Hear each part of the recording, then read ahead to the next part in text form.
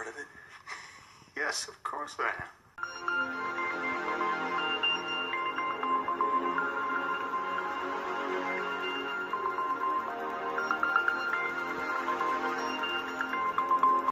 That's another story. Now, the CIA are involved in this gang stalking program.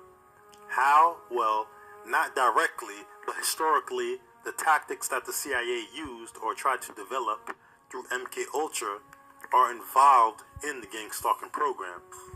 Also, a lot of people think that the CIA, they don't do intelligence work within the borders of the United States of America.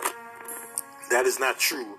After 9/11, the fusion centers combine information from all agencies, whether it be state, federal, or military.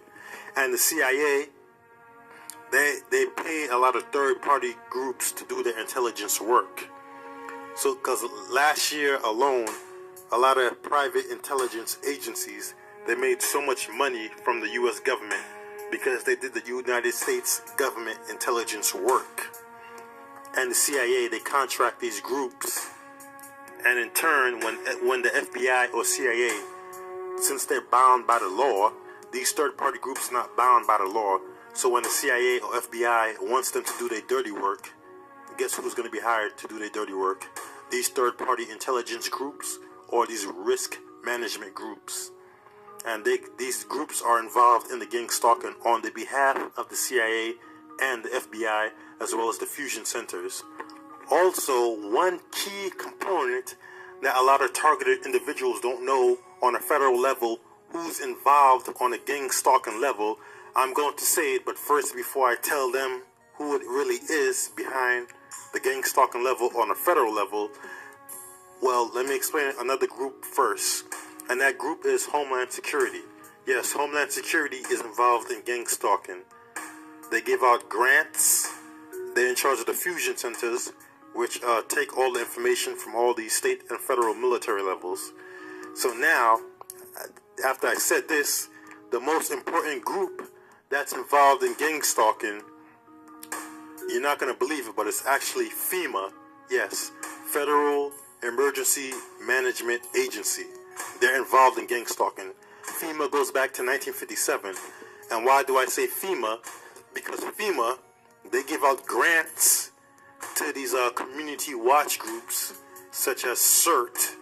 You could look that up. And these community watch groups, also like Citizens on Patrols, they go back to 1990 and all the way back even before 9/11. And FEMA, they give grants to these community groups on a community level. And these groups, they apply for the grant money. See?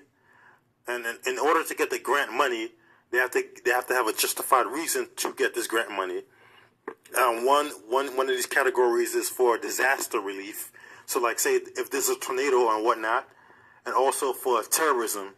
And with 9/11, I'm sure after 9/11, I'm sure a lot of community groups are signing up for that grant money under the guise that they're doing it because they claim to have terrorism in their communities and stuff.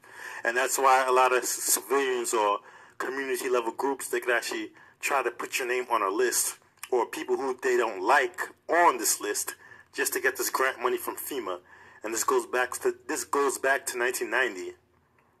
So with that being said, FEMA, and that's how a targeted individual could actually be on the list, because if they added on to this list their community group or program that does Citizens on Patrol or Community Watch would actually get more grant money.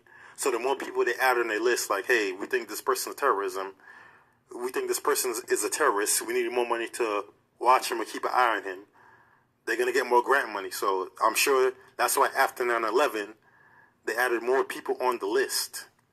And that's how it works. FEMA gives out this grant money like crazy.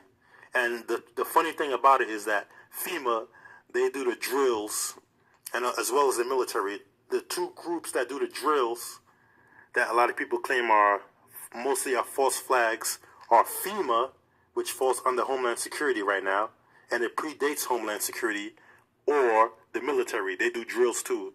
So when you see these ads on Craigslist and stuff for crisis actors, it's either from FEMA or the military or some state agency. But FEMA and the military, they do the most drills.